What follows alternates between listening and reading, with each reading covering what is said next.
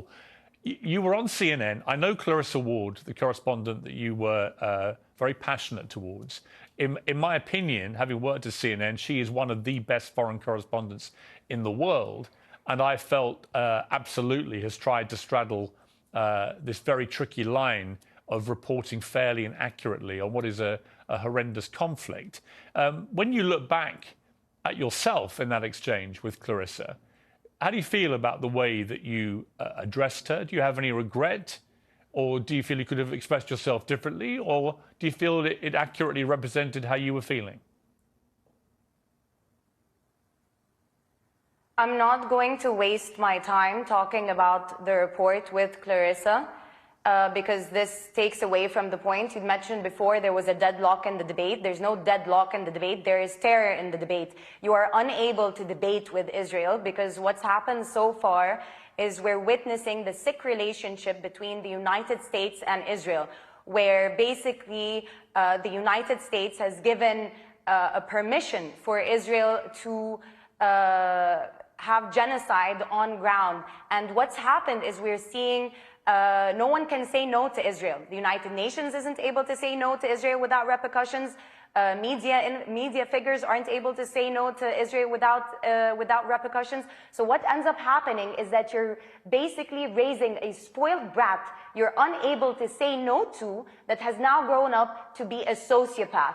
And let me reiterate that the relationship between the United States and Israel is putting the world in jeopardy. So what we're witnessing now is a serious issue where both parties need to reassess their relationship. I understand that Biden, because he's pitted his own people against each other and wasted billions of dollars giving them to Israel instead of looking at his own homeless, his own medical care issue, his own student loans issue. So a lot of American people are also extremely angry, and they're also looking at unfair coverage. The reason this video has gone so viral, one, it's alarming that it's gone so viral because what should be going viral is the footage that we are witnessing out of Palestine, out of the occupied territories, of children being massacred. It's not a war. A war assumes that both parties are on equal footing. Okay, I hear you. What I would say in response to that is that on October the 7th, Hamas, who are the ruling authority in Gaza, committed an act of such heinous terrorism, killing 1,500 people, including 260 people at a music festival. In 1948, no, let me finish, Rachma, let me finish. What happened let me just then? ask, what about the militia? Rachma, let me just ask you the question.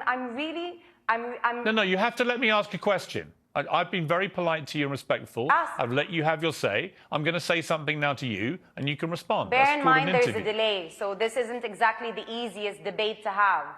Well, that's why I said at the start, why don't we let me ask questions, you answer them, and that's the way this can proceed in a respectful manner. I would simply say to you that I've had a number of pro-Palestinian voices on this program in the last 2 weeks, and a number of pro-Israel voices. Many of the pro-Palestinian people I've had on have been very quick to condemn what Hamas did on October the 7th. Some have not. What's your position? Before we get to what you just said to me about what Israel has done and what America's doing and so on, what is your view as someone in Egypt about what happened right on your border there in Gaza by Hamas against Israel? It's a very fair question. But the thing is, maybe I have a privilege being so close to the border, having many Palestinian friends, knowing more history, that I understand that once you oppress a people, and again, I'm not justifying what happened. The killing of civilians on both parts ought to be condemned. But the danger in you starting an interview asking me to condemn Hamas, then pours into Israel's blind defense of its own state, which ends up killing over 5,000 Palestinians, over 700 dead. And going back to the report that you were discussing at the beginning with the CNN reporter, The issue with that is everything is always taken out of context. And this is the issue we have with Western media. Had the journalist been there on ground with the volunteers that night, as for example I was, she would have listened to the bombardment of Israeli bombs that start from 2:30 a.m. and do not stop. She would have also witnessed the fact that we would get an okay from Israel's side. I'm not done. From Israel's side, that the supplies would go in, and then it's like they toy with your morale so that for hope from both sides is stopped. The narrative has got to change. Okay, the idea. I, for example, I don't have the PR of Israel. I don't have the money to hire the Justin Biebers of the world and have them say pray for Israel and whatnot. But what I do have is the truth. And the reason this video has gone so viral is because people felt it. People felt that it was the truth. Let me ask a question, Rachma. So my question is this. When Hamas did what they did on October the 7th, they will have known, absolutely known, that Israel's response would have been this. And it would have involved the deaths of many thousands of innocent people in Gaza as a consequence of going after Hamas. They will have known that. So my question for you, again, a difficult question. I appreciate this, given that you're right there in the middle of all this. But the difficult question is, how do regular Palestinian people feel that their ruling authority commit an act of terror so heinous, and they must have known how Israel would respond, and they must have known that many thousands of innocent Palestinians would die as a consequence of that terror attack? How do they feel about that? Are they comfortable with Hamas continuing to be the ruling authority in Gaza? Or is it actually an act of such appalling atrocity that Hamas should no longer be there? And if the answer is the Palestinian people don't want them to be there anymore, then how do you get rid of them? Unfortunately, the Palestinian people don't have the luxury of the time to think of Hamas.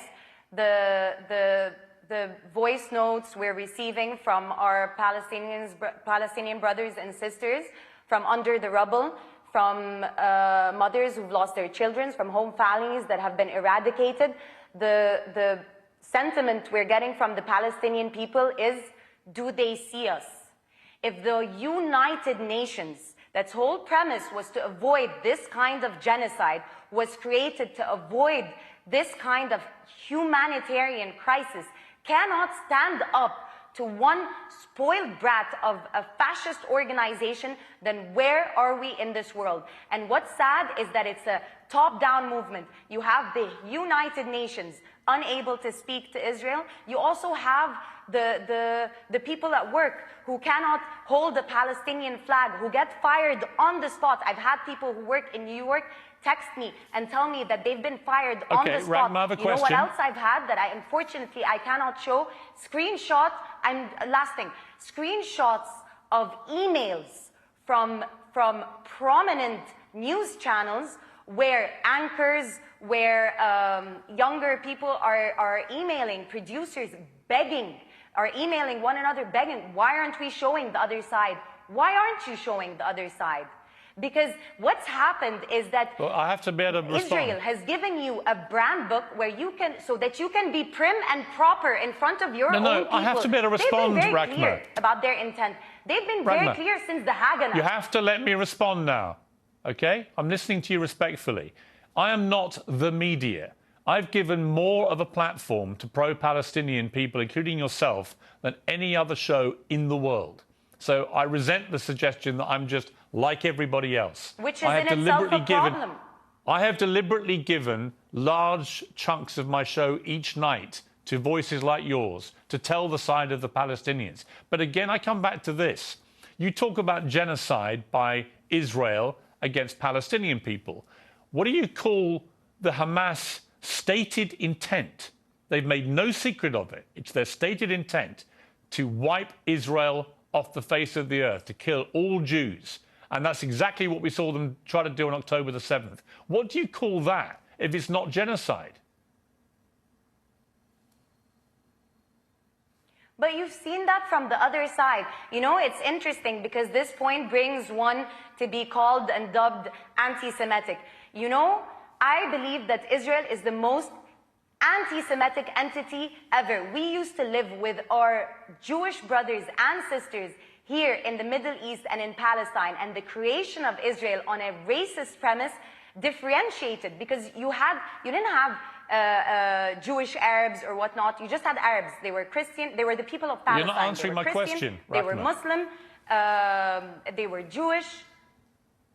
I don't need to, because the problem is actually you do need to. Why are we having a debate? Is it not to solve, or is this for another sensational interview? Is this a sensational interview, it's not or is about it sensation. To solve? I am You've here accused, to say you've something accused clearly, Israel of that genocide. We need a ceasefire because the world is in danger.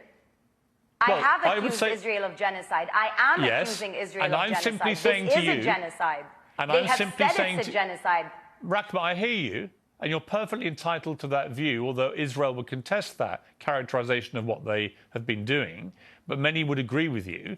But I simply say, what is Hamas waging against Israel? I would love if they would contest with evidence rather than terror.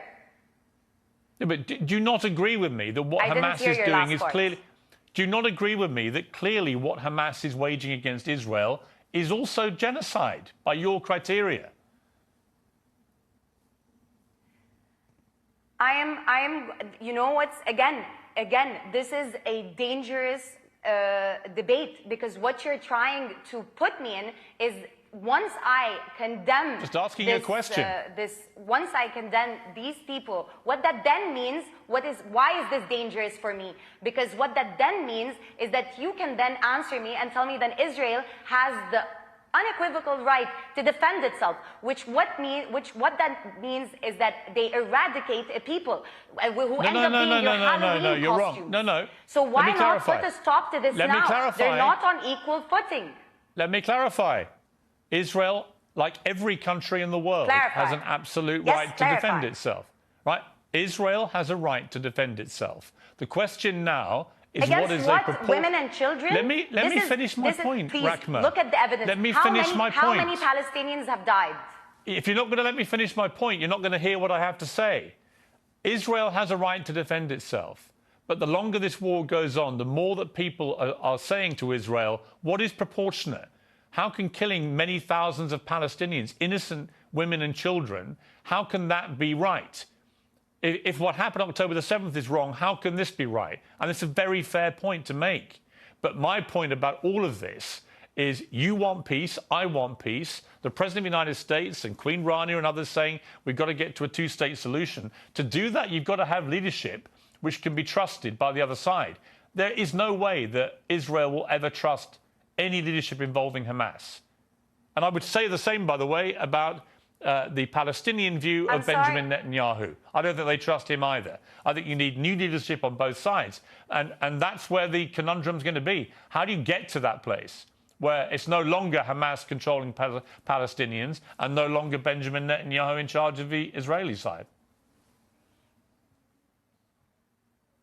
Excellent question. You apply international law. You apply international law. You allow the United Nations to do its job. When the Hamas situation happened, for example, it was supposed to be the Red Cross to go and negotiate. Israel is stopping all of that. On top of that, it's also terrorizing the media. On top of that, it's also terrorizing individuals. On top of that, it has money being poured in from the United States. On top of that, it has the backing of the European Union. On top of that, it has the backing of Britain that started this whole farce. So what ends up happening is who's speaking for the Palestinian people. So for a solution to happen, you need to empower the United Nations so that Israel is not making a mockery of the United Nations. How am I needing to reiterate this more and more? I am giving you a solution. Rachma, you're giving me your solution. And you're still telling me Hamas. Rachma, you've just given me... There will always be Hamas if you occupy a people. Let me just finish this point. If you occupy a people, if you occupy a people, if women in labor are having to give birth at checkpoints, if you're having people imprisoned, If you're having this merciless bombardment of Palestinians, you are going to breed Hamas. It starts with the stronger party. Rachma, I've given you a long amount of time. And this is today. why the jargon is dangerous. Okay, I hear you. And I respect your right to your opinions, and I've given you the platform to air them, and I appreciate you coming on the program. Thank you very much. Call for a ceasefire then. That's not my job. My job is to try and interview people at the center of this. You may not like that, but it is. But I appreciate you coming on the program. Thank you. Interviews, sure. It wasn't sensational. It wasn't. But thank you very much.